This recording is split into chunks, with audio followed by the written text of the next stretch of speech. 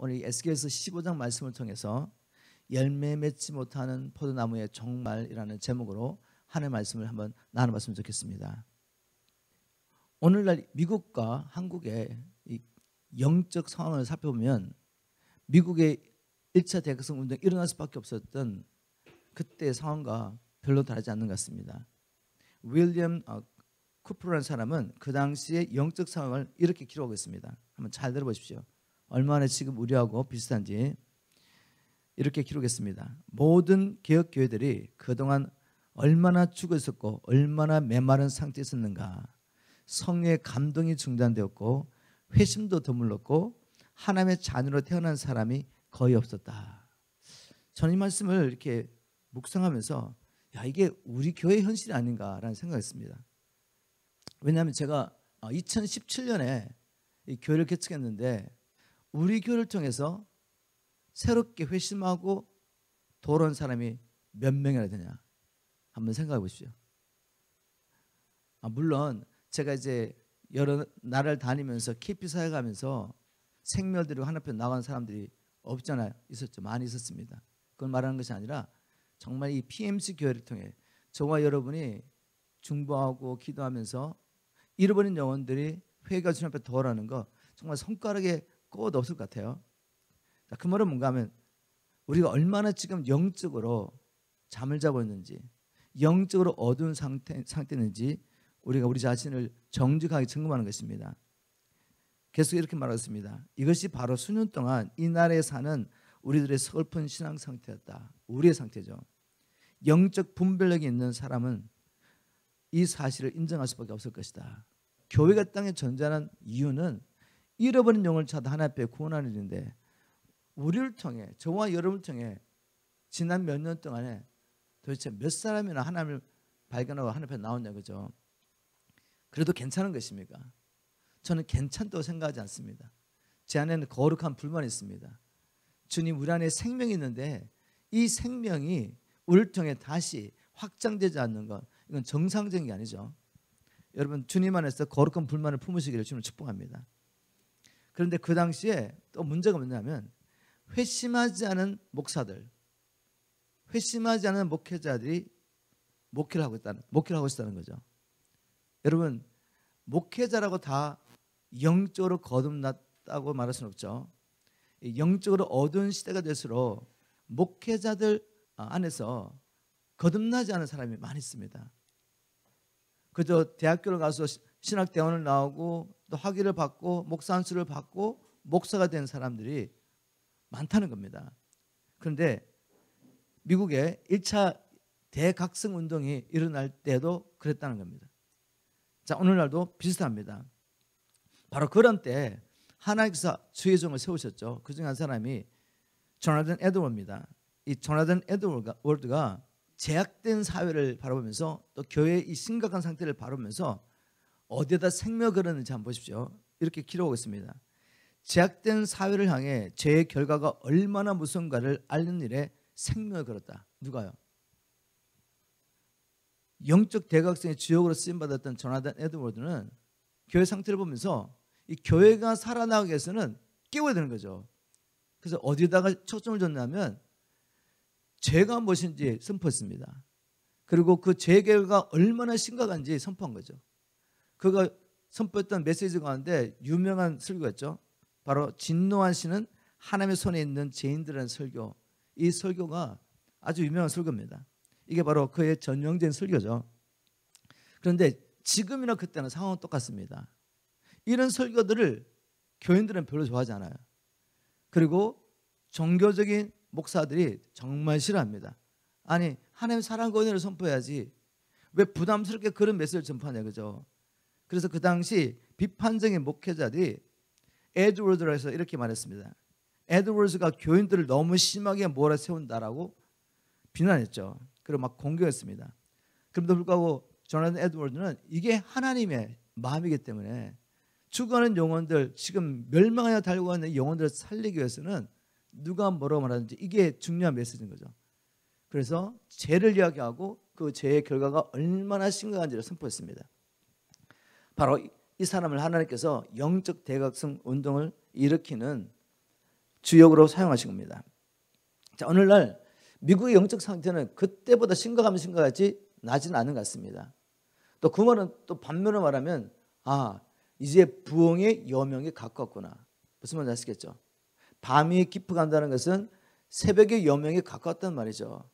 하나님은 자기의 계획하신 일을 반드시 이루어야 되기 때문에 교회가 이렇게 죽어가는 것을 놔두지 않습니다. 하나님 반드시 주님 오시기 전에 다시 한번 부흥을 통해서 우리를 살리시는 거죠. 그래서 주님이 창세전에 계획하신 그 하나님의 나라를 이루어 가십니다. 이런 때 우리가 해야 할 일은 뭐겠습니까? 우리가 영적으로 깨어나고 지금이 때가 뜬 때인 줄 알고 부흥의 여명이 가까웠기 때문에 기도의 양을 채워하는 것입니다. 오랫동안 수많은 사람들이 부흥에서 기도했죠. 1906년입니까? 5년입니까? 아주사 부흥운동이 있었죠.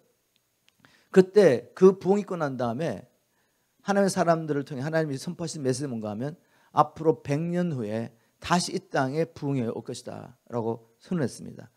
주님의 그 말씀대로 이 땅에 다시 한번 부흥이 올 것을 저는 믿습니다. 여러분 믿으시죠? 이 땅에는 열방 족속들이 살고 있습니다. 이 땅이 지금 얼마나 어두운지 여러분 아시죠? 그런데 이 땅에 하나님께서 부흥을 계획하신 것입니다. 그래서 열방에 이제는 부흥을 전달하는 그런 땅이 되기를 원하시는 겁니다. 바로 이런 때 우리가 어떻게 해야 되겠습니까? 하나님 앞에 부르짖고 기도해야 되죠. 그리고 지금 이때는 하나님께서 에스겔을 통해서 이스라엘 민족의 심판을 선포할 수밖에 없었는 그때, 그리고 또 조나단 에드를 통해서 죄를 지적하고 하나님의 무서운 심판을 선포할 수밖에 없었던 그때와 똑같은 상황입니다. 우리가 에스겔을 통해 반복해서 하나님의 심판의 메시지를 듣고 있는데 사실 부담스럽죠. 저도 성도들에게 계속해서 이 하나님의 심판을 선포하는 게 쉽지가 않습니다. 그러나 하나님의 말씀을 정직하게 보면 우리가 정말 깨어나야 할 만큼 깨어났냐 이거죠. 저는 그렇지 않은 걸 보고 있거든요. 우리 성도들라도 깨어나서 곧 임박한 이 하나님의 진노, 그러나 하나님께서 우리를 살리기 원하시기 때문에 우리를 부흥케 하셔서 마지막 추수하기 원하시는 하나님의 계획을 발견하고 깨어나서 두세 사람도 모여서 하나님의 역사가 이 땅에 풀어지도록 기도해야 될 때라고 믿습니다. 그것만이 우리가 살고 우리 자녀들이 살고 이 땅이 회복될 수 있는 유일한 길이라고 저는 믿습니다. 오늘 본문 말씀을 통해서 다시 한번 하나님께서 에스겔 선지자를 통해서 그 당대에 하나님의 백성을 택함을 받았던 이스라엘 백성들에게 심판을 선포하셨는데 그 이유가 뭔지 한번 살펴봐야 되겠습니다. 자, 하나님께서 이스라엘 민족을 포도나무로 비유하시고 있는 것을 보게 됩니다. 이스라엘 민족을 왜 포도나무로 비유했을까? 먼저 2절 말씀을 다시 한번 읽고 말씀을 나눠보도록 하겠습니다. 인자야, 포도나무가 모든 나무보다 나은 것이 무엇이랴? 살림즉 여러 나무 가운데 있는 그 포도나무 가지가 나은 것이 무엇이겠냐? 야, 포도나무 가지가 살림 있는 많은 나무보다 나은 것이 뭐겠냐? 여러분, 농부가 포도나무를 심는 목적이 무엇입니까? 목적이 있으니까 나무를 심겠죠. 그 포도나무를 가지고 제목을 얻어가지고 집을 지으려고 포도나무 짓는 농부가 있겠습니까? 그 포도나무는 제목으로는 아무 쓸모가 없어요. 쓸모가 없죠. 포도나무를 심고 가꾸는 유일한 목적은 포도나무의 열매를 얻기 위한 것입니다. 그런데 어떤 이유에서 이 포도나무가 병들어서 더 이상 열매를 맺을 수 없다면 이 나무는 아무것도 쓸모가 없어요. 어떻게 합니까? 땔감으로 쓸 수밖에, 땔감으로. 그래서 3절 4절에 에스겔을 통해 주님께서 말씀하시죠. 현대는 성경 한번 읽어보겠습니다. 포도나무 가지에서 무슨 쓸모 있는 나무가 나오겠느냐? 그것을 가지고 물건을 걸어둘 못이라도 만들 수 있겠느냐? 그것은 불에 던질 땔감밖에 되지 않는다. 땔감으로밖에 쓸 수 없어요. 자, 하나님께서 이 포도나무의 비유를 통해서 지금 이스라엘 백성들을 책망하고 계신 겁니다. 어떻게 책망하고 계십니까?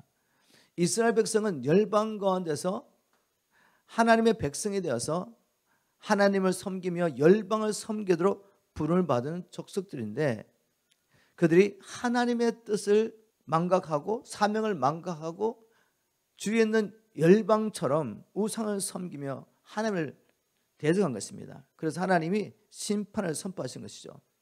6절 7절 이렇게 말하고 있습니다. 그러므로 주 여호와가 내게 말하노라.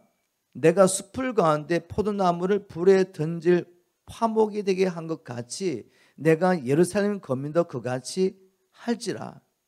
내가 그들을 대적할 때 너희가 나를 여호와인 줄 알리라. 하나님이 뭐를 선포하셨죠? 심판을 선포하셨습니다. 포도나무 가지가 열매를 맺지 못하면 한 가지 방법밖에 없어요.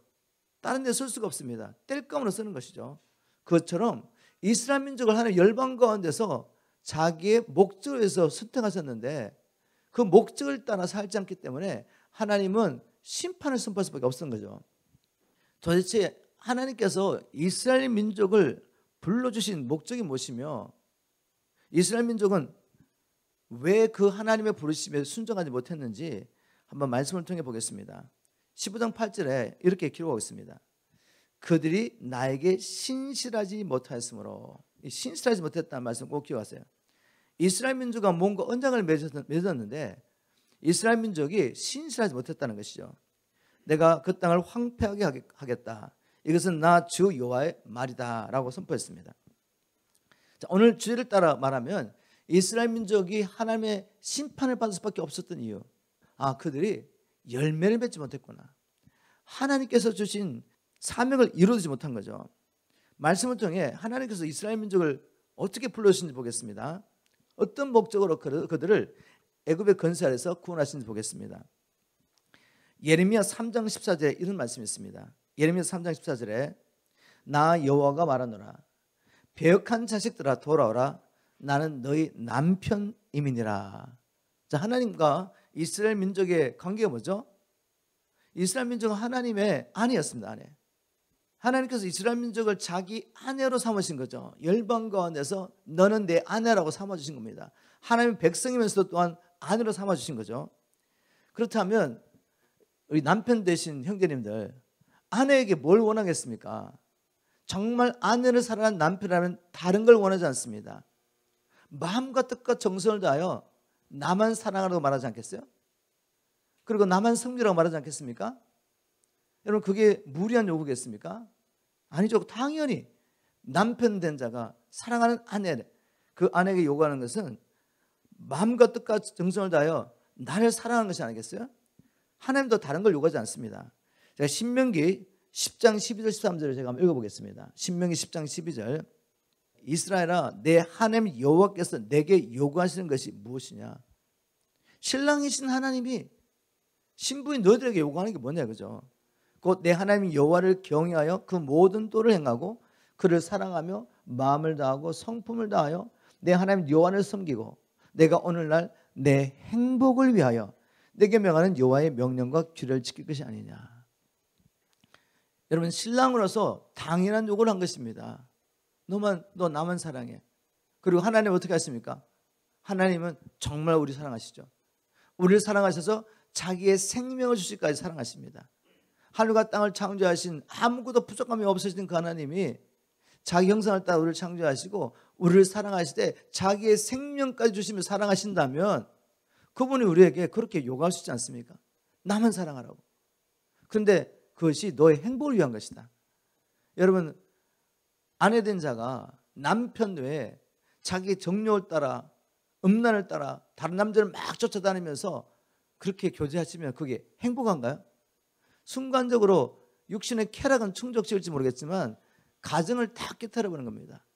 그것도 자기를 오물분명 사랑하는 그 남편을 두고 그렇게 살면 그게 그 사람에게 정말 행복하겠습니까? 그 가운데 태어난 자녀들은 어떻게 되겠습니까? 그죠? 가정을 다 파괴하고 자기 인생도 무너뜨리는 거죠. 그래서 하나님 말씀하십니다. 하나님은 우리를 그렇게 창조하셨기 때문에 자기 형상을 따라 창조하시고 온전히 우리 연합하여서 그 사랑을 나누면서 함께 하나님 나라를 이루가도록 우리를 그렇게 창조하셨기 때문에 하나님은 우리에게 마음과 뜻과 정성을 다하여 하나님만 사랑하고 하나님께 순종을 하는데 이스라엘 민족은 어떻게 했습니까? 그렇게 하지 않았죠. 이스라엘 민족은 늘 하나님을 놔두고 무슨 문제가 생기면 주위의 강대국을 의지합니다.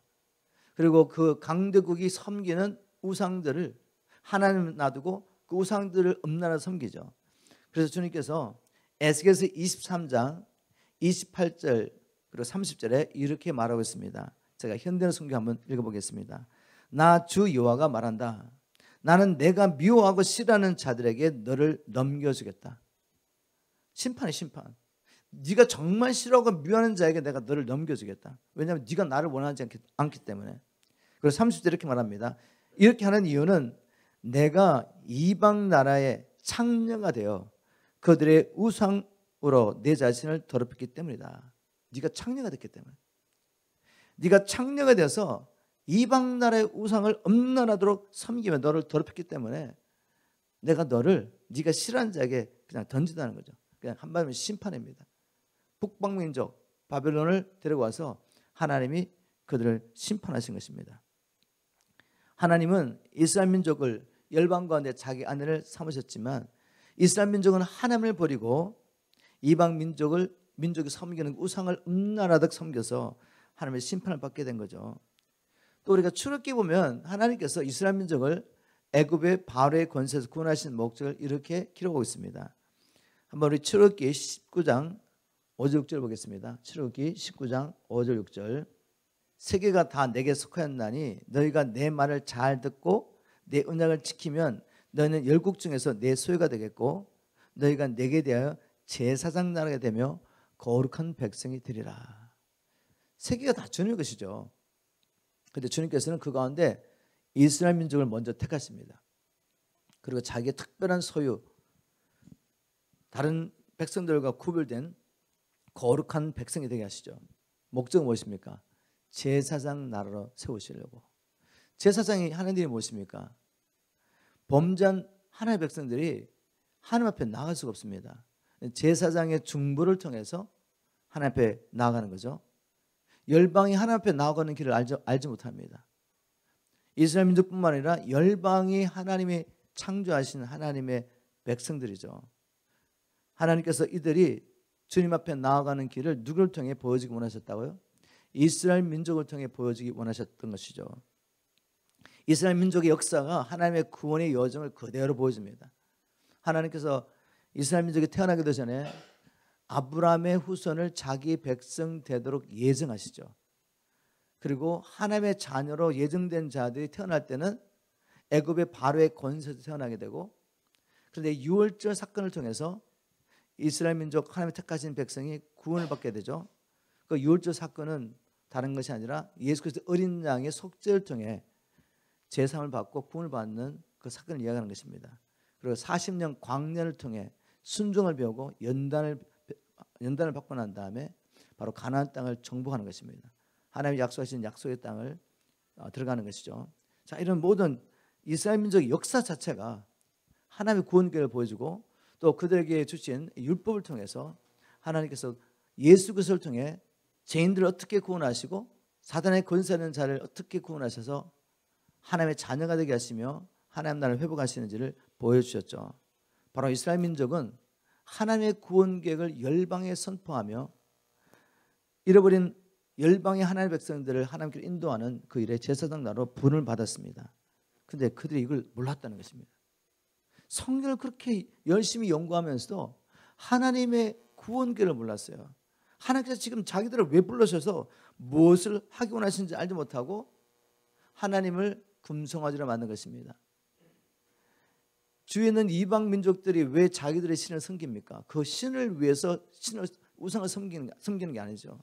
자기의 욕심을 채울 우상을 섬겼던 것입니다. 자기를 위해서. 그런데 이스라엘 민족도 여호와 하나님을 똑같이 만들어버린 거죠. 여호와 하나님도 주위의 이방 민족이 섬기는 우상과 똑같은 존재로 자기를 위하여 내 기도에 응답하고 내 문제를 해결해 줄 그런 우상으로 만들어본 것입니다. 그래서 결국은 하나님의 심판을 받게 되죠. 여러분, 우주에 존재하는 모든 것은 지연이가 있습니다. 지금 우리가 보고 있는 티슈 한 장도 만든 사람이 있는 거죠. 존재하는 모든 것은 만든 존재가 있다는 것, 만든 사람이 있는 것이죠. 그 만든 사람은 그걸 왜 만들었겠습니까? 자기를 위해 만든 것입니다. 목적이 있어서.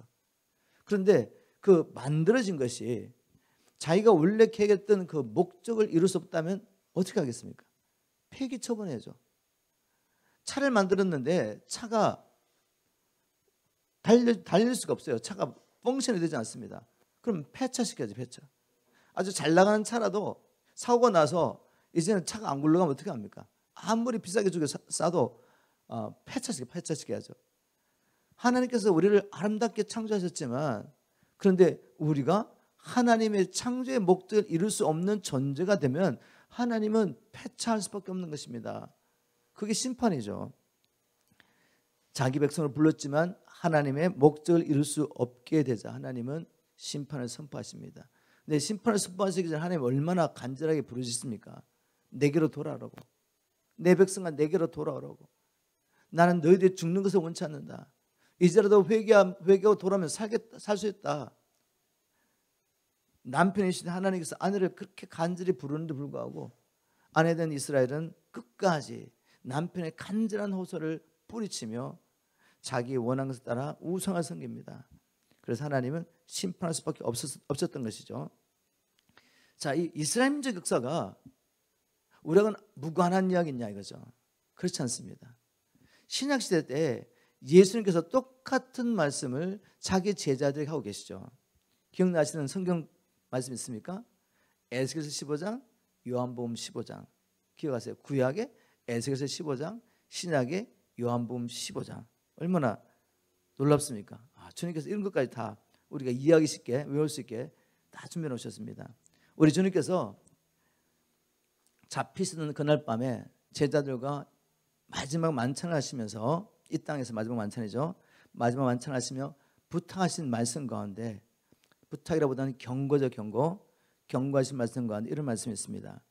요한복음 15장 5절 6절 한번 찾아보십시오. 여러분 요한복음 15장 5절 6절 우리가 이런 말씀들 입으로 선포하면서 마음에 새기고 마음에 두고 계속해서 이 말씀 붙잡고 살아야 합니다.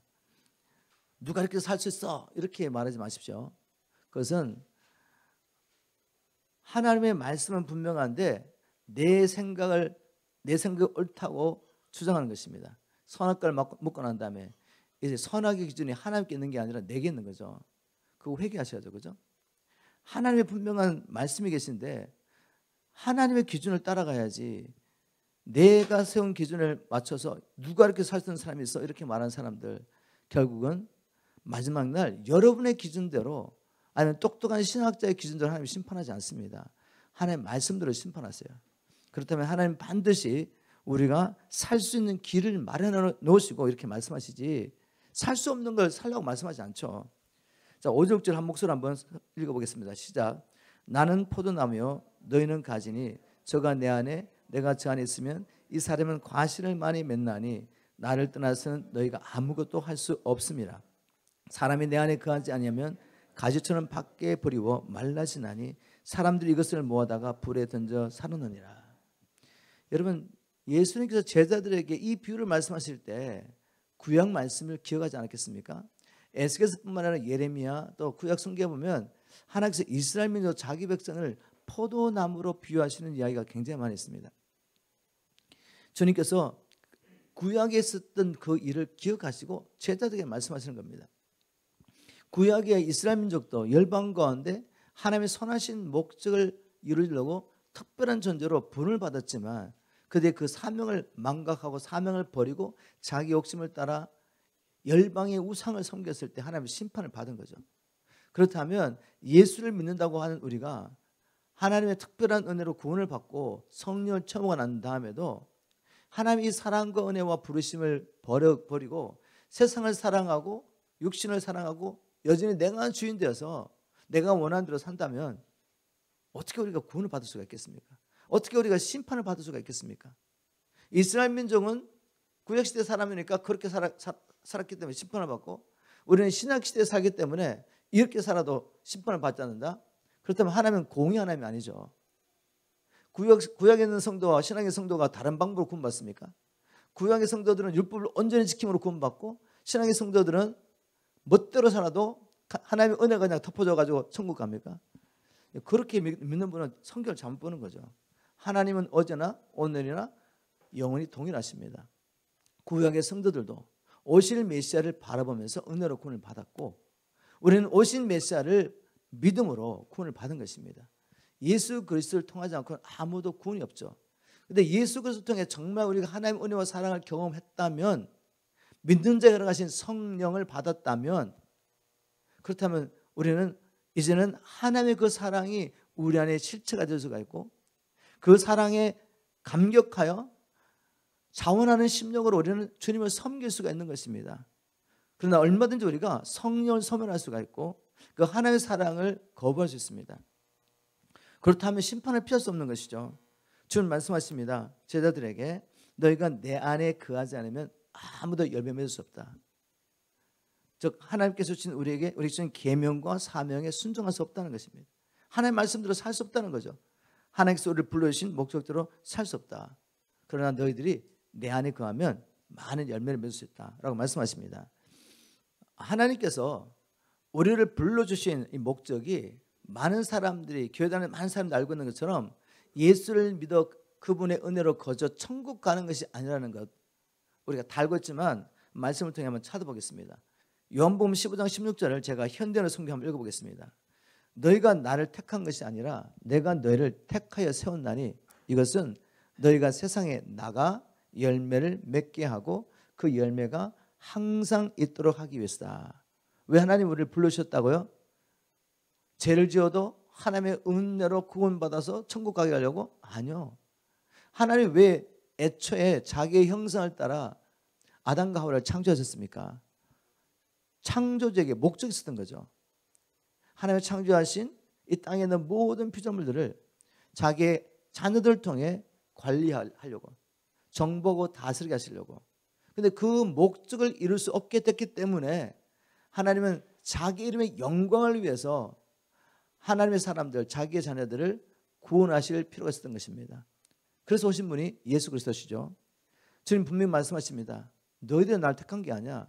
너희들이 내게 온 것 같지만 사실은 하나님께서 창세전에 우리를 아시고 섭리 가운데 우리를 주님께로 이끌어 오신 것입니다. 그리고 복음을 듣고 믿을 수 있게 하신 거죠. 그렇게 하신 이유는 뭐죠? 거저 구원하기 위한 것이 아니라 가서 이제 열매 맺게 하기 위해서, 즉 하나님께서 우리를 창조하신 목적을 이룰 수 있게 하기 위한 것입니다. 여러분 믿으십니까? 그 목적을, 하나님께서 우리에게 요구하시는 열매를 사도들은 여러 모양으로 설명했죠. 우리 주님도 말씀하셨지만 먼저 디도서 2장 14절, 우리가 너무 잘 아는 말씀, 이제는 다 알고 계셔야 돼요. 이런 말씀들은. 바울이 뭐라고 말했습니까? 하나님께서는 이스라엘 민족을 부르신 그 동일한 목적으로 우리를 불러주신 것을 우리는 말씀을 통해 알 수가 있죠. 디도서 2장 14절에 보니까 그가 우리를 대신하여 자신을 주심은 모든 불법에서 우리를 구속하시고 우리를 깨끗하게 하사 선한 일에 열심하는 친백성이 되게 하려 하심이라. 또 베드로전서 2장 9절, 또 우리가 잘 아는 말씀입니다. 이 말씀을 외우실 뿐만 아니라 이 말씀의 의미를 묵상하면서 이것이 하나님께서 나를 구원하신 목적이구나, 하나님의 창조의 목적을 따라 살아드리는 저와 여러분 되기를 저는 축복합니다. 베드로전서 2장 9절에 오직 너는 택하신 족속이요 왕같은 제사장들이요 거룩한 나라요 그의 소유된 백성이니, 출애굽기 19장 5절 6절에서 하나님께서 이스라엘 민족을 불러주신 목적과 똑같죠. 우리를 왕같은 제사장으로 하나님의 거룩한 나라와 특별한 소유로 불러주셨습니다. 이렇게 하신 이유는 이는 너희를 어두운 데서 불러내어 그의 귀한 빛에 들어가게 하신 자의 아름다운 덕을 선전하게 하려 하심이라. 무슨 말씀입니까? 우리가 주님을 믿음으로 구원받기 전에 어두운 가운데 있었죠. 어둠의 권세자 마귀의 권세로 살고 있었지만 이 세상 신은 믿지 않는 자의 눈을 가려서 진리를 알지 못하게 방해했기 때문에 우리가 몰랐습니다. 그래서 나를 사는 것 같고 나의 행복을 추구하면서 내가 뭔가 플랜으로 사는 것 같은데 사실은 어두운 가운데 갈 바를 알지 못하고 마귀의 권세로 살면서 지금 멸망을 향해 달려가고 있었던 거죠. 그런데 이런 우리를 주님께서 어둠의 권세에서 하나님의 나라로, 빛의 나라로 이끄신 겁니다. 우리를 구원하신 것이죠. 이렇게 하신 이유는 뭡니까? 이렇게 구원하시기 위해서 자기 아들을 주기까지 우리를 사랑하시고 우리를 구원하신 목적은 이 아름다운 덕, 이 복음, 이 기쁜 소식을 이제는 아직도 복음을 알지 못하고 죽어가 있는 우리 형제 자매들에게 열방에서 지금도 구원을 기다리고 있는 형제자매를 가서 선포하라고, 전하라고 우리를 불러준 것입니다. 이게 바로 제사장 나라로 사는 거죠. 여러분 믿으십니까? 아멘입니까? 우리 주님이 우리가 오해하지 않도록 아주 확실하게 말씀하셨습니다. 성천하시기 전에 제자를 불러놓으시고 하늘과 땅의 모든 것을 내게 주었기 때문에 마태복음 28장 19절 20절에 이렇게 말씀하시죠. 그러므로 너희는 가서 모든 족속으로 제자 삼아라.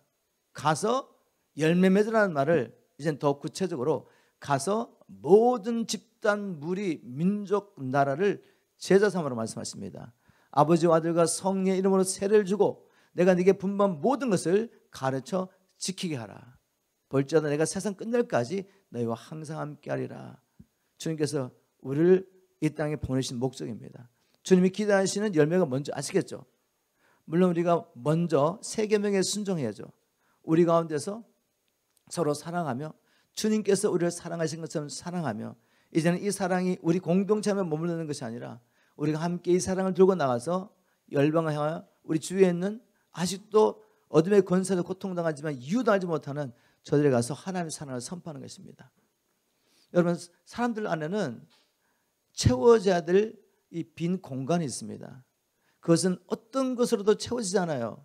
오직 하나님의 사랑으로만 채워질 수 있고 그 사랑으로만 만족할 수 있는데 사람들은 너무 갈급하니까 뭔가를 채워야 합니다. 근데 세상의 것을 가지고 막 채워져. 육신의 정욕과 세상의 쾌락, 세상의 것들을 막 추구하며 세상의 부귀영화를 취하면 내가 행복할 것 같지만 그 가운데 무엇이 있습니까? 세상의 것은 채우면 채울수록 더 갈급한 겁니다. 만족할 수가 없어요. 그래서 결국은 파멸로 가는 것입니다. 바로 그들에게 가서 당신들에게 필요한 것은 하나님의 사랑입니다. 인간의 육정이 아니에요. 하나님의 사랑. 그 사랑을 경험한 자는 모든 결박에서 풀려지게 되고 이제까지 세상의 어떤 것으로도 만족하지 못했지만 만족하게 되고 이제까지 해결하지 못했던 그 문제의 원인을 발견했기 때문에 거기서 구원을 받게 되고 그래서 성령 안에서 의와 평강의 희락의 나라 하나님의 나라를 경험하게 되는 것입니다. 바로 이 일을 위해서 하나님께서 우리를 불러주셨죠. 그리고 구약시대 성도들과 똑같이 하나님께서 또한 우리를 예수 그리스도의 신부가 되게 하기 위해서 불러주신 줄 믿으시기 바랍니다. 여러분 믿으시죠? 에베소서 5장 31절 32절에 바울이 이렇게 이 비밀을 선포했습니다. 이름으로 사람이 부모를 떠나 그 아내와 합하여 그 둘이 한 육체가 될지니.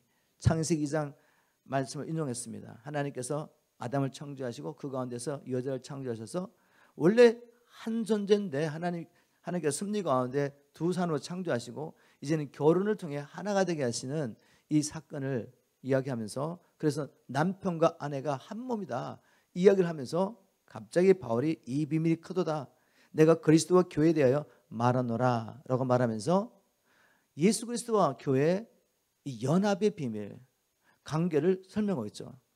예수 그리스도가 우리 신랑이 되십니다. 우리는 신부가 되는 것이죠. 그래서 요한계시록에서 신부가 준비되어서 하늘에서 혼인잔치를 하는 장면이 나오는 것입니다. 신부가 준비돼서 하늘에서 내려오는 거죠. 그것이 바로 새 예루살렘의 형태로 또 기록됐는데 우리가 이 신비를 다 알 수 없지만 하나님은 예수 그리스도 안에서 우리를 사랑하는 아들의 신부로 창조하신 걸 믿으시기 바랍니다. 그런데 이 신부가 어떻게 되겠습니까? 나를 살리시려고 영원히 멸망받을 수밖에 없는 나를 살리시려고 자기의 생명을 주면까지 사랑한 신랑만을 사랑한 것이 당연하지 않겠습니까? 그런데 이 신랑을 두고 다시 세상으로 돌아가서 육신의 정욕과 세상의 쾌락을 추구하면서 이 엄난한 이 세상 신을 사랑하면 어떻게 되겠습니까? 엄난을 행하면 하나님의 심판을 피할 수가 없죠. 이스라엘 민족에 임했던 똑같은 심판이 우리에게 임하는 것입니다. 그것을 야고보서 4장 4절에서 이렇게 기록하고 있습니다. 야고보서 4장 4절 5절을 제가 현대는 성경 한번 읽어보겠습니다. 이 야고보는 지금 믿는 자를 향해 선포하는 것입니다. 간음하는 사람들이요 세상과 벗이 되는 것이 하나님과 원수가 된다는 것을 모르십니까? 세상을 살아가는 것은 하나님을 우리의 원수로 만드는 것이죠. 하나님으로 하여금 질투하게 만든 것입니다. 누구든지 세상에 벗이 되고자 하는 사람은 스스로 하나님의 원수가 되는 것입니다. 하나님을 원수로 만들면 심판밖에 됐겠어요?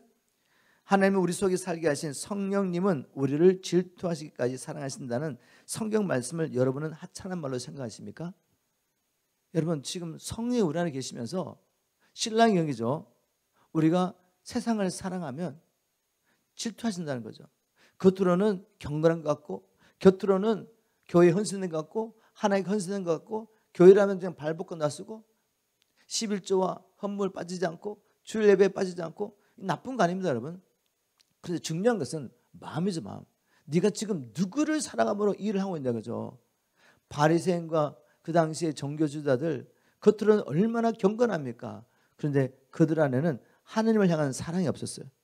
하나님 일에 아무런 관심이 없었습니다. 그 모든 일을 자기를 위해서 한 거죠.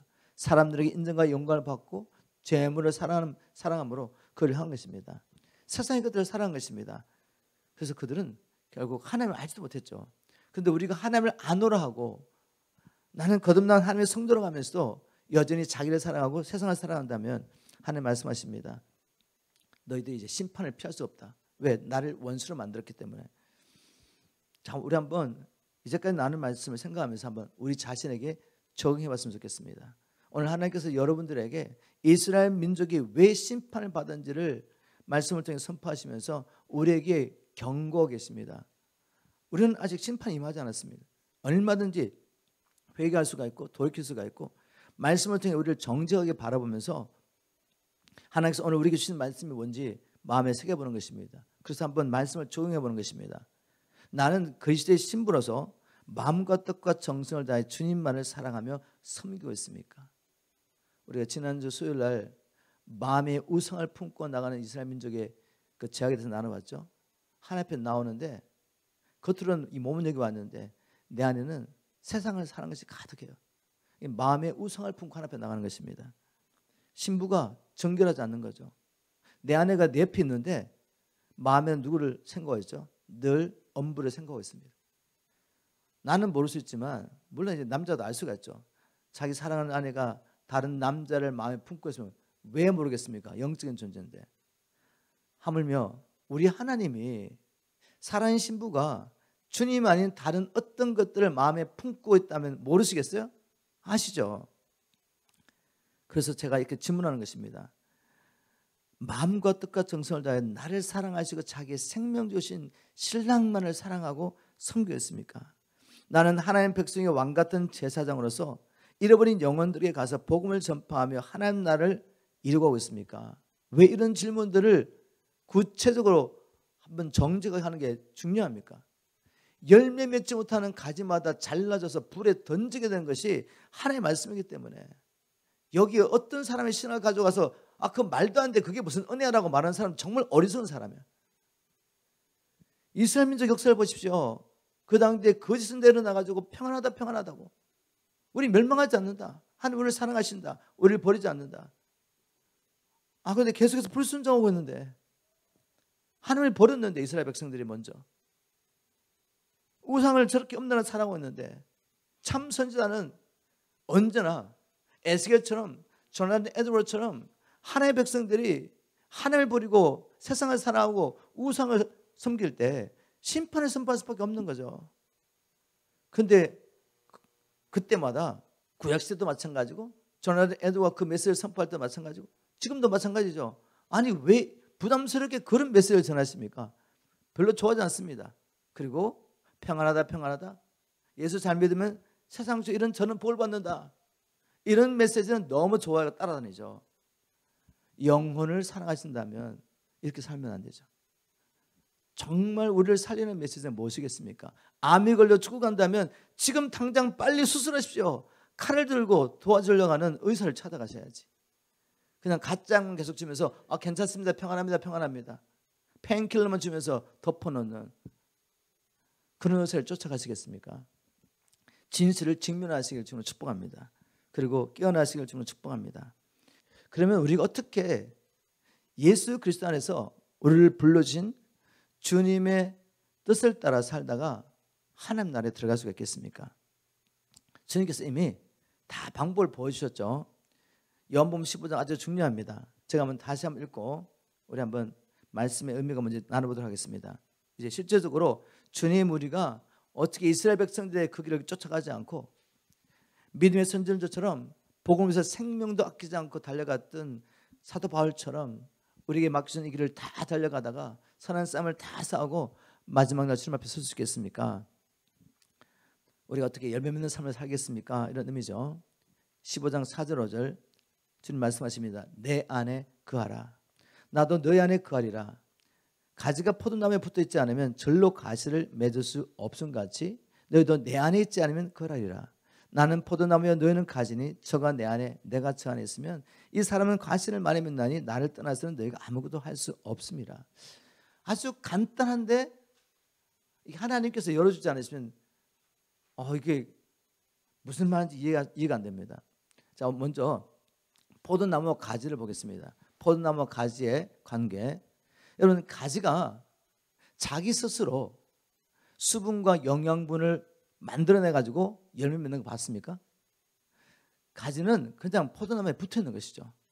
그럼 뿌리로부터 이 나무가 수분과 영양분을 빨아들여 가지고 가지들에게 공급합니다. 가지는 그냥 포도나무에 붙어 있으면 자연스럽게 열매를 맺는 거지, 내가 애써 가지고 수분과 영양분을 만들어내 가지고 열매 맺는 게 아니죠. 맞습니까, 여러분? 이해하시죠? 주님께서 그렇게 말씀하시는 거죠. 너희들은 스스로 내가 너희를 사랑한 것처럼 사랑할 수 없다는 거죠. 우리 안에는 주님이 나를 사랑하신 그 사랑이 없습니다. 이것은 주님의 것이죠. 주님이 공급하지 않으면 우리는 없는 것입니다. 우리에게는 나가서 복음을 전가하고 어둠의 세력에 붙잡혀 있는 이 영혼들을 사단의 권세에서 하나님께로 회복할 권세와 능력이 없습니다. 이 권세와 능력은 주님께 있는 것이죠. 주님 말씀하십니다. 너희들이 내 안에 거해야 된다. 내게 붙어 있어야 된다. 나만을 의지하고 날마다 내가 공급하는 사랑과 은혜를 경험하지 못한다면 너희들은 열매 맺을 수 없다는 말씀을 하신 것입니다. 아주 간단한데 또 쉽지 않은 이야기입니다. 자, 제가 우리가 실제적으로 어떻게 날마다 주님께서 우리에게 공급하시는 이 사랑과 은혜, 하나님의 능력과 권세를 공급받을 수 있는지 한번 보겠습니다. 바로 이걸 경험하게 되면 이제까지 이기지 못했던 죄를 이기고 용서하지 못했던 사람을 용서하게 되고, 이제까지 마귀에 속아가지고 자기 생명을 드리지 못한 사람도 기꺼이 드리게 되고, 그런 말미암아 하나님의 나를 경험하게 되죠. 다시 말하면 열매를 맺게 된다는 말입니다. 그죠? 자, 우리가 이걸 어떻게 경험했습니까? 지난주 우리가 킹덤 파워 캠프를 했는데, 킹덤 파워 캠프를 통해서 그 짧은 시간이지만 사람들의 삶이 변화된 것을 우리가 목도했습니다. 보셨죠? 절대로 하나님 앞에 나오지 않을 것 같은 사람들, 그런 사람들이 주님을 만나게 됩니다. 제가 생각에 이 사람은 3박 4일 동안 이 자리에 머물러 있을 수 없을 것 같고, 그냥 말씀 듣다가 너무 힘들어 뛰쳐나갈 것 같은 사람들이 이곳에 있으면서 주님을 만나고 난 다음에 이제까지 해결하지 못했던 문제가 순간 해결된 걸 우리가 본 거죠. 하나님 다 임했습니다. 자, 어떤 방법으로 그들에게 하나님의 사랑과 은혜와 능력이 전달됐습니까? 이걸 보면 우리가 날마다 이걸 프랙티스 할 수 있어요. 그죠? 잘 보십시오. 우리가 뭐 했죠? 3박 4일 동안 어떻게 하나님의 은혜와 사랑이 이들에게 전달됐습니까? 첫 번째는 마음 정하셔야 돼요. 마음을 정하지 않으면 절대로 일어나지 않습니다. 여러분, 3박 4일 동안 여기 온다는 게 쉬운 일입니까? 그죠? 그것도 팬데믹 기간 가운데 여기 3박 4일 동안 앉아 있는다는 게 이게 쉬운 일입니까, 여러분? 또 다 직장 있는 분들인데 뭘 했다는 거죠? 하나님 만나려고 작정한 겁니다. 그죠? 하나님의 은혜와 능력을 받지 않으면 저는 죽습니다. 열매 맺을 수 없다는 것은 결국 하나님의 심판을 피할 수 없다는 말인데, 어떻게 그렇게 살겠습니까, 여러분? 마음을 정하셔야지. 주님, 하나님의 은혜와 능력, 그 사랑 저는 갈망합니다. 그걸 제게 부어주세요 라고 마음을 정했기 때문에 그렇게 작정해 온 사람들 은혜를 받은 거죠. 그런데 여기 와서도 몸은 여기 왔는데 마음은 밖으로 돌아다녔던 사람들 있죠. 다 보면 보여요. 몸은 여기 와 있는데 마음은 여전히 다른 데 막 돌아다녀요. 그런 분들은 하나님의 은혜를 받지 못합니다. 하나님 공부한 사랑을 받지 못해요.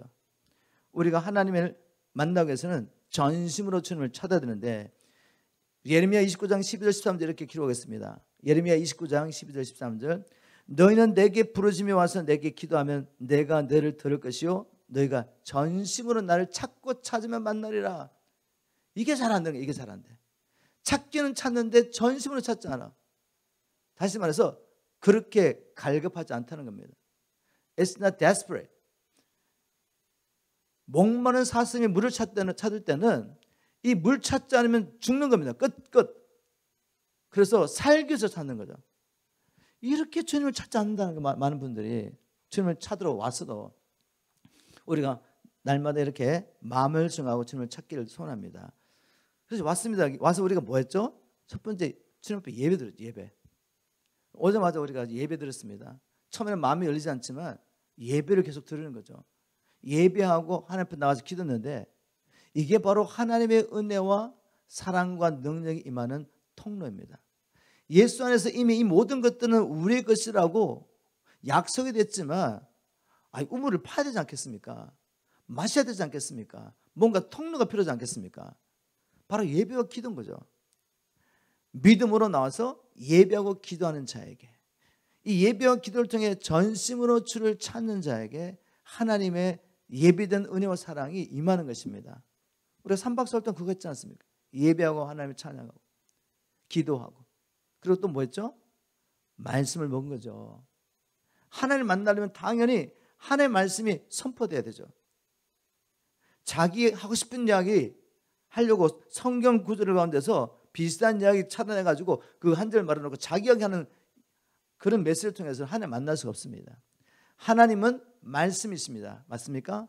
태초에 말씀이 계시니라 그 말씀이 하나님과 함께 하셨으니 그 말씀이 곧 하나님이시라고 사도 요한은 선포했습니다. 주의 종이 하나님의 성령의 감동을 따라서 성경을 열어서 하나님의 말씀을 선포할 때 그 말씀을 받아들이면 하나님을 받아들이는 것이죠. 말씀이 임하면 하나님이 임하는 것입니다. 사도행전 10장 44절에 복음을 선포할 때 복음을 받는 자에게 무엇이 있습니까? 성령이 임합니다. 성령이.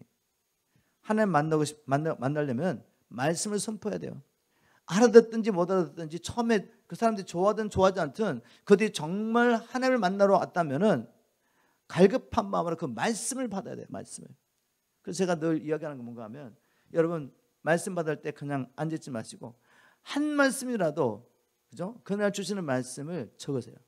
그리고 여러분이 개인적으로 큐티하는 시간에 그리고 또 우리가 말씀 선포하면 기도하는 시간에 그 말씀을 마음에 새기는 작업을 하시라는 거죠. 그래서 우리가 KP 할 때 말씀 선포하는데 꼭 뭘 하죠? 기도를 하든지 아니면은 또 테이블에 앉아서 주신 말씀을 생각하면서 말하게 만들죠. 그죠? 이게 마음에 새기는 작업이죠.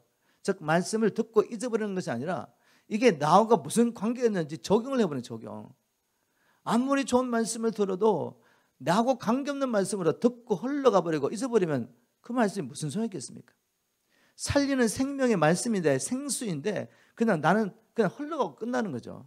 아니요, 그것을 먹으십시오. 마십시오. 그럼 뭐 해야 되죠?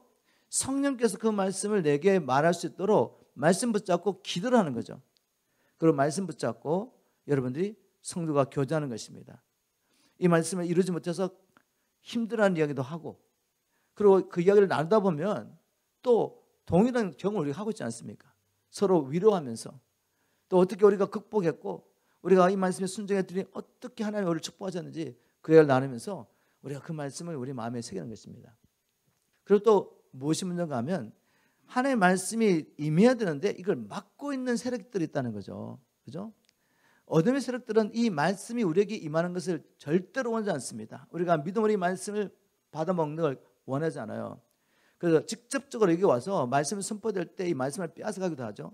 잡생각을 집어넣고 졸게 만들든지 그리고 또 우리 안에 이 말씀을 막는 세력도 있습니다. 그래서 우리가 뭐 했습니까? 우리 안에 무엇이 하나님의 말씀이 임하는 것을 막고 있는지를 찾아본 거죠. 여러 가지 사역을 통해서 우리가 그것을 풀어냈습니다. 그죠? 우리가 영적 진단도 해봤고 우리가 한번 영적 진단을 종합 문제를 쫙 보니까 뭐 여러 가지 문들이 많이 열린 거죠. 그래서 우리가 선포하면서 그 문들을 닫는 사역도 해봤고, 십자가 사역도 해봤고, 또 우리 용서 사역, 내적 지구 사역, 축사 사역, 이런 여러 가지 사역을 통해서 우리 안에서 하나님께서 우리에게 임하셔서 맡고 있는 그 모든 것들을, 장애물들을 제거하는 일을 한 것이죠. 이렇게 은혜의 통로를 열기만 열면 어떻게 되죠? 하나님의 사랑과 은혜는 우리에게 임하는 것입니다. 자, 그래서 우리가 3박 4일 짧은 시간이지만 하나님의 사랑과 은혜가 임하니까 능력이 나타나죠. 그죠? 복음의 능력이 나타나서 치유받을 때는 치유받고, 또 구원받을 때는 구원받고, 용서하지 못한 사람 용서하게 되고, 자유와 하나님의 은혜를 경험했습니다. 자, 문제는 이거죠. 목사님, 그렇다면 우리가 맨날 KP만 하고 있을 수 없는데 어떻게 이걸 할 수 있습니까? 그래서 저는 이제 40일도 한번 해봤는데 40일 동안 하면 물론 이제 효과는 오래 가죠. 그죠? 그렇지만 40일 한다고 해가지고 평생 그 힘으로 사는 건 아닌 걸 발견했습니다. 그럼 뭐가 필요합니까? 날마다 경건을 훈련하는 것입니다. 이 원리를 깨닫고 내가 하나님의 은혜와 사랑을 경험하지 않으면 한순간도 살 수 없다는 걸 깨닫고 날마다 여러분들이 경건을 훈련합니다. 말씀과 기도로. 또 개인적으로 나가서 하나님 앞에 예배할 수 있죠. 예배하고 하나님의 말씀 묵상하고 말씀 붙잡고 기도하는 이 시간을 통해서 끊임없이 뭐를 사모하라고요? 하나님, 오늘도 이 하나님의 은혜와 사랑이 없으면 제가 한순간도 살 수 없습니다. 이 갈급한 마음으로 하나님의 은혜를 사모하는 거죠. 가지가 포도나무에 붙어있기를 힘쓰는 것입니다. 아멘. 자, 그리고 또 우리가 가정 예배 드릴 수 있죠. 두세 사람 다 모인 곳에 하나님 함께 하신다고 그랬는데 두세 사람 모여서 예배를 드리고, 저는 하우스 처치가 정말 중요하다고 생각합니다. 우리가 하우스 처치에 모여서 그냥 인간적인 교제를 나누는 것이 아니라 모여가지고 밥 먹고 아는 사람끼리 밥 먹고 인간적인 이야기가 끝나는 것이 아니라 정말 이것이 교회가 돼야 되죠. 교회가 모여서 하나님 앞에 예배하면서 하나님의 은혜와 능력을 사모하고, 또 주신 말씀을 같이 나누면서 말씀이 우리 안에 적용되도록 이야기하고, 그리고 또 연약한 지도로서 기도하고, 또 무엇보다도 우리 주위에 함께 구원할 잃어버린 영혼들을 위해서 우리가 합심해서 기도하고, 어떻게 구체적으로 그들에 나가서 복음을 전가할까 전략을 짜고, 우리가 이렇게 하는 동안에 뭐가 먼저 하십니까? 놀랍게도 하나님의 사랑과 은혜가 임합니다. 제가 한 가지 빠뜨렸는데 이 KP 하면서 어떤 통로를 통해 여러분 하나님의 사랑과 은혜가 먼저 아십니까? 많은 사람이 이렇게 고백하죠. 정말 자매님, 집사님, 여러분의 그 섬김을 통해 하나님의 은혜와 사랑을 경험했습니다. 성도들의 섬김을 통해서 하나님의 사랑과 은혜가 임하는 것입니다. 여러분 믿으십니까? 근데 또 섬기는 사람 어떻게 또 하나님의 사랑과 은혜를 경험하냐면, 우리의 섬김을 통해서 그 영혼이 변화되고 하나님 역사하는 것을 볼 때 하나님 우리에게 놀라운 내용의 사랑을 부어주십니다. 저는 영혼을 구원하기 위해서 복음을, 말씀을 선포할 때하고 또 여러분에게 섬길 때 말씀을 선포할 때 있는데, 제 경험을 보면 영혼을 살리기 위해 가지고 하나님의 말씀, 복음을 선포할 때 하나님의 기름 부으심이 너무 달라요. 다시 말해서 제가 복음을 선포하면서 하나님의 사랑과 은혜를 경험하게 된다는 거죠. 그래서 우리가 섬김을 받으면서, 다른 지체의 섬김을 받으면서 하나님의 사랑과 은혜를 경험하고, 또 그 섬기면서 다른 영혼이 하나님을 만난 거 보면서 하나님의 사랑과 은혜를 경험합니다.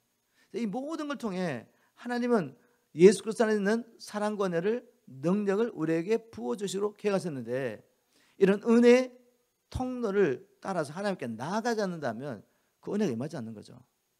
여러분 이해가 되십니까? 제가 말씀을 맺도록 하겠습니다. 이런 한번 질문을 던지면서 말씀 맺도록 하겠습니다. 나는 주님께서 공급하시는 사랑과 은혜가 없이는 주를 위해 어떤 열매도 맺을 수 없음을 깨닫고 날마다 경건을 훈련하며 주님 안에 거하기를 힘쓰십니까? 한번 질문해 보십시오. 은혜의 통로가 다 있는데 내가 이 은혜의 통로를 통해서 하나님 앞에 나아가지 않는다면 어찌 하나님께서 우리에게 은혜를 베푸실 수가 있겠습니까? 하나님의 은혜와 이 사랑을 날마다 경험하지 않고 어찌 우리가 주신 사명을 감당하고 하나님 앞에 설 수가 있겠습니까? 어떻게 열매 맺을 수가 있겠습니까? 구약시대나 신약시대나 하나님께서 자기의 백성을 불러주신 목적은 동일한 것을 우리가 말씀을 통해 살펴봤죠. 하나님은 우리를 사랑하십니다. 그래서 자기 형상을 따라 만드시고 우리와 사랑 안에서 사랑함으로 연합하기를 원하시죠. 우리가 하나님을 사랑함으로 그분의 말씀에 순종할 때 우리가 온전히 연합하게 됩니다. 우리는 예수 그리스도의 신분에서 꼭 기억하십시오. 하나님은 우리를 자기 아내로 여기십니다. 그리고 이 아내와 함께 하나님 뭘 하기 원하시죠? 영원한 우리의 나라, 하나님의 나라죠. 내가 주님 안에 있고 주님이 내 안에 있기 때문에 이제는 이게 우리의 나라입니다. 하나님의 나라를 이루가기 원하시는 거죠. 그런데 이런 목적으로 분을 받은 아내된 자가 하나님이 아닌 다른 것들을 사랑하고 하나님께서 우리와 함께 이루가기 원하시는 이 하나님 나라에서 아무런 관심도 없고 오히려 세상 나라, 내 인생의 목표, 내 야망을 추구하면서 세상의 쾌락과 육신의 정력을 위해서 산다면 우리를 기다리는 게 무엇이겠습니까? 이스라엘 백성이 임했던 동일한 심판밖에 없는 것입니다. 오늘 주님께서 말씀을 통해 우리에게 도전하시는 것은 너희들 내 안에 거하기를 힘쓰라고 말씀하십니다. 예수 그리스도 안에 있는 이 모든 은혜와 사랑은 우리의 것인데 우리가 해야 할 일은 믿음으로 나가서 취하는 것이죠. 주님 오시는 그날까지 이 은혜의 통로를 통해 하나님 앞에 나가서 날마다 하나님을 공급하시는 이 은혜와 사랑을 경험하고 이 사랑과 은혜로 많은 열매 맺고 마지막 날 주님 앞에 서게 되기를 주님으로 축복합니다.